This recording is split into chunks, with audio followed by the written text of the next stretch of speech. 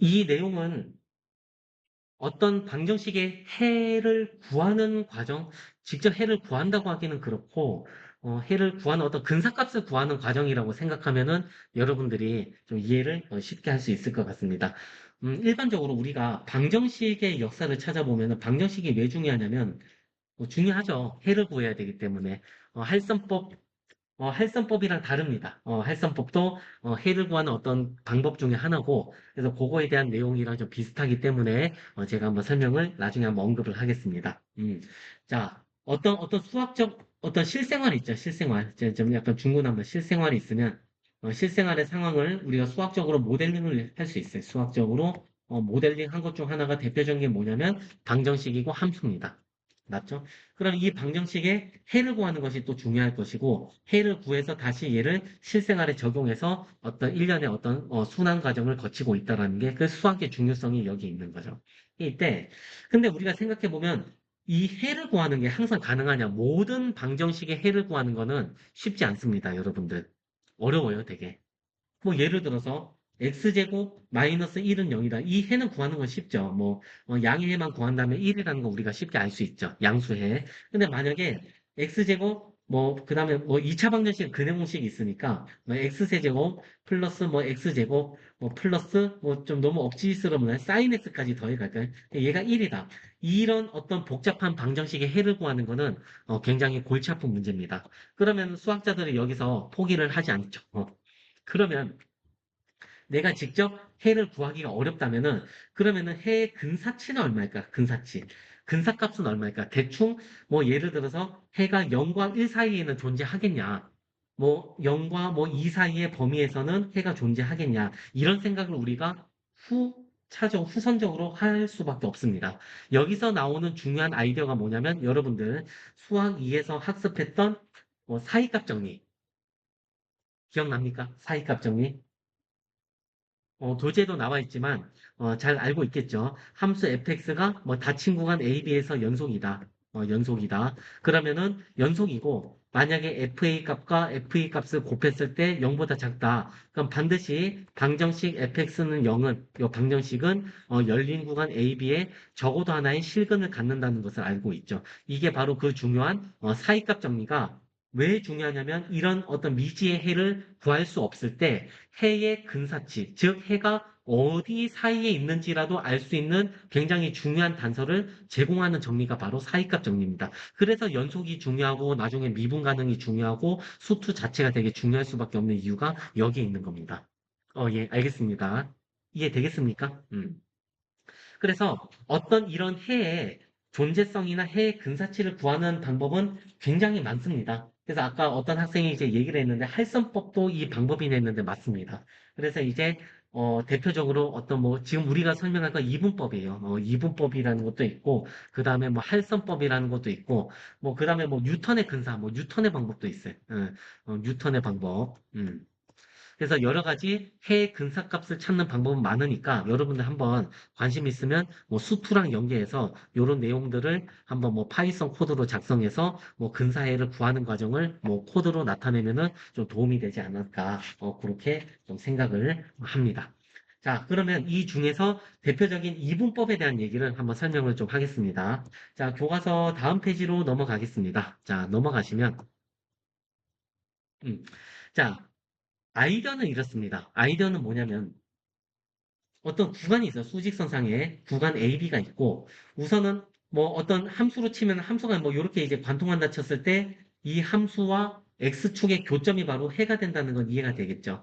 근데 우리가 직관적으로 두 수 A, B의 가운데 있는 값을 우리가 잡는 게 가장 대표성을 가져요. A, B의 중점. 그래서 A와 B의 중점을 잡은 다음에 이 값을 가지고 다시 추적해서 해를 찾는다라고 생각하면 좋을 것 같습니다. 되겠습니까? 첫 번째.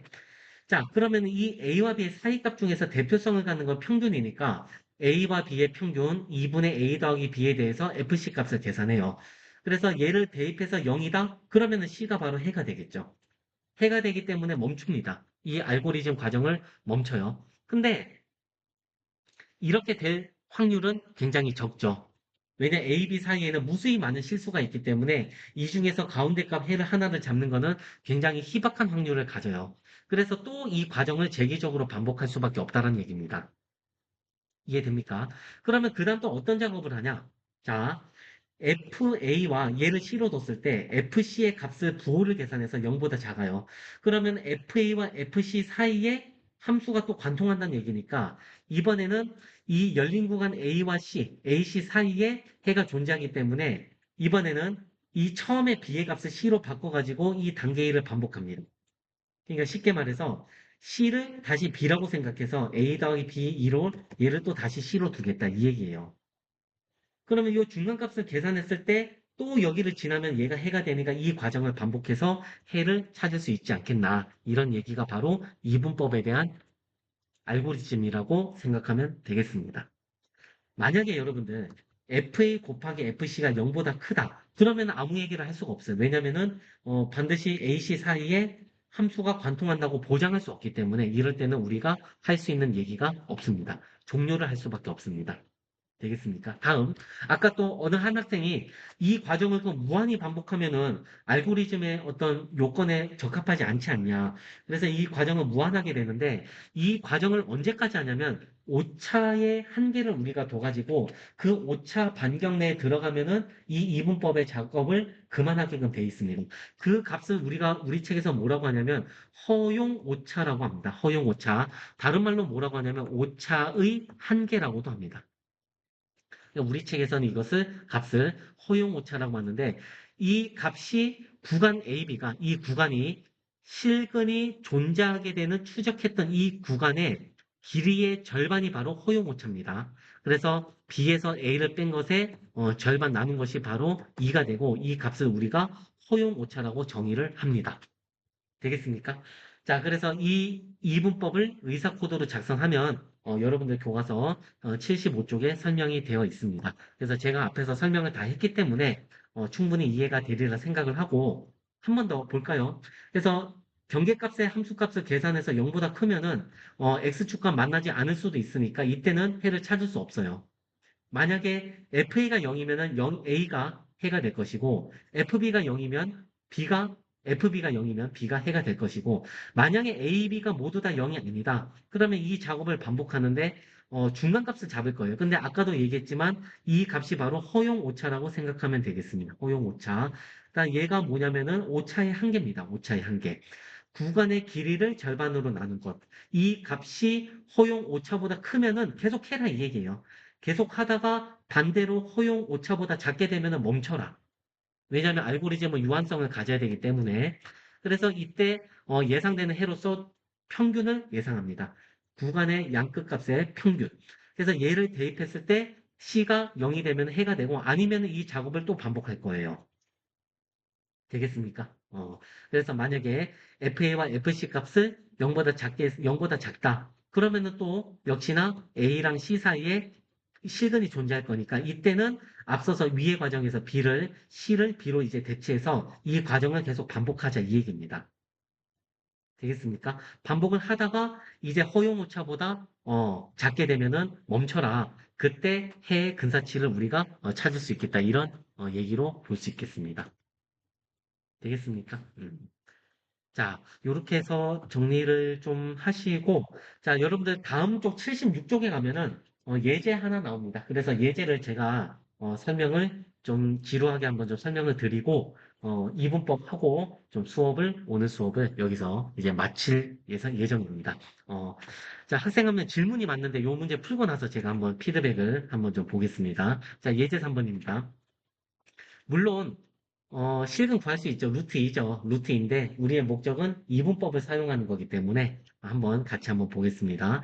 x제곱 마이너스 2에 대해서 닫힌 구간 1, 2에서 방정식의 해를 알파라고 하자. 이 알파의 근사값을 허용오차 15분의 1에 대해서 이분법으로 한번 계산해라. 한번 출발해 볼까요?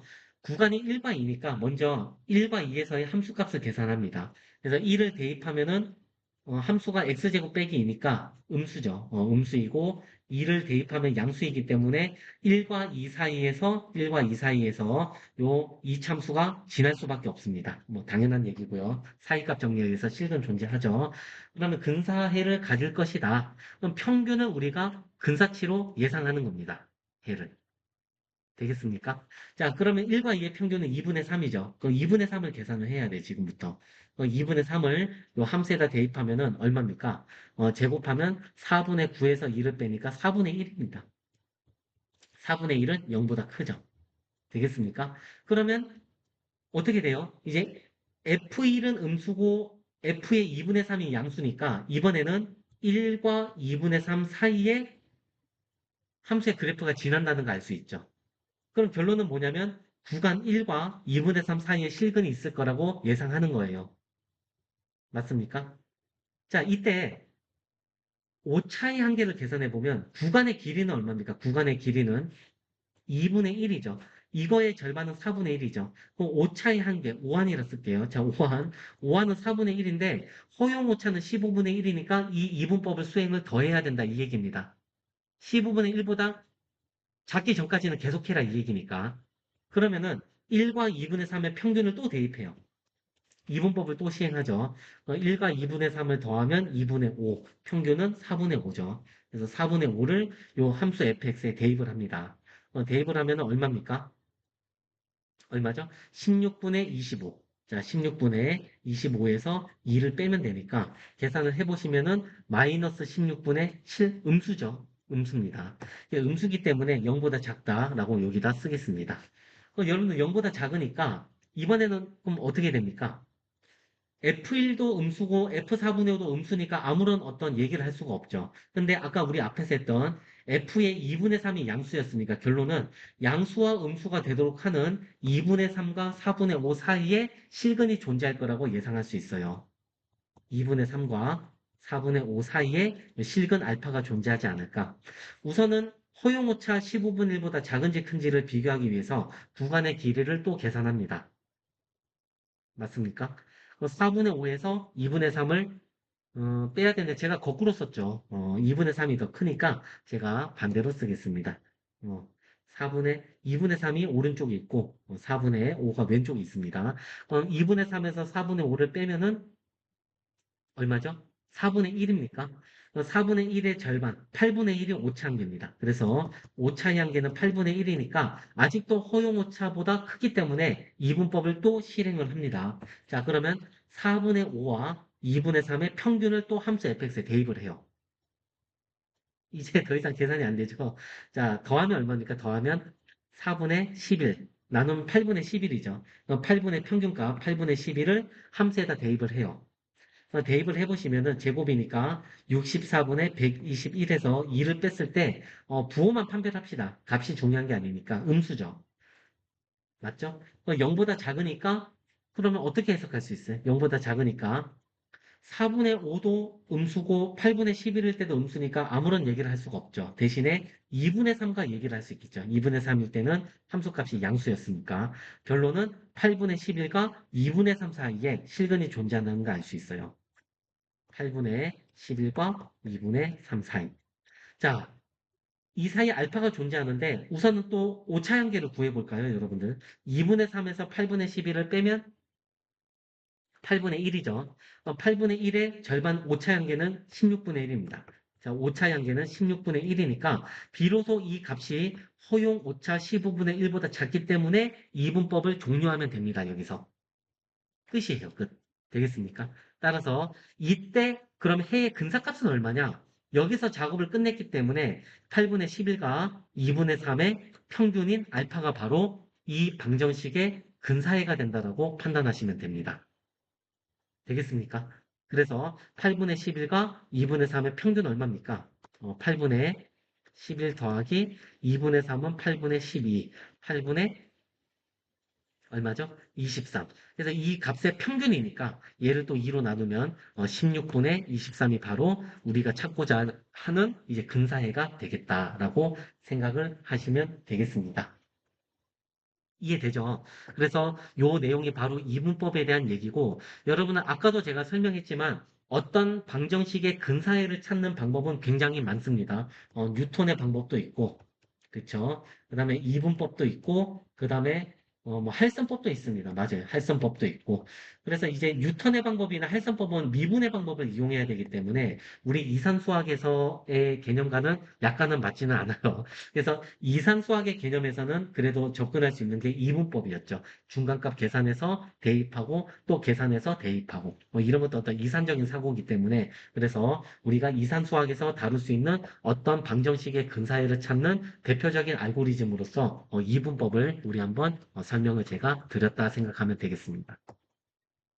문제 3번은 각자 나중에 한번 셀프로 한번 생각을 해보시고 그 다음에 제가 오늘 첫 시간에 설명드렸던 정렬에 대한 얘기가 나옵니다. 그래서 아까도 설명을 했지만 버블 정렬 이외에도 굉장히 많은 정렬 알고리즘이 있습니다. 뭐 합병 정렬, 삽입 정렬, 뭐 퀵 정렬도 있고 그다음에 뭐 탐색도 많아요. 탐색도 순차 탐색, 뭐 이진 탐색 어떤 여러 가지 이제 방법 알고리즘이 있으니까 한번 관심 있는 분은 한번 좀 검색을 해서 주제 탐구를 좀 해보시고, 그 다음에 77쪽 가보시면은 역시나 예고한 대로 우리의 이산 수학에서의 목적은 프로그래밍이 아니라 어떤 사고 과정 아이디어나 이런 어떤 발견적인 이런 추론을 이제 표현하는 거기 때문에 의사 코드로 수도 코드로 이제 표현을 했고 여러분들 여기서 좀 더 욕심이 있다면 이것을 이런 어떤 수도 코드를 이용해서 여러 가지 알고리즘을 파이썬이나 뭐 자바나 뭐 C++를 이용해서 프로그래밍을 해보는 이런 어떤 일련의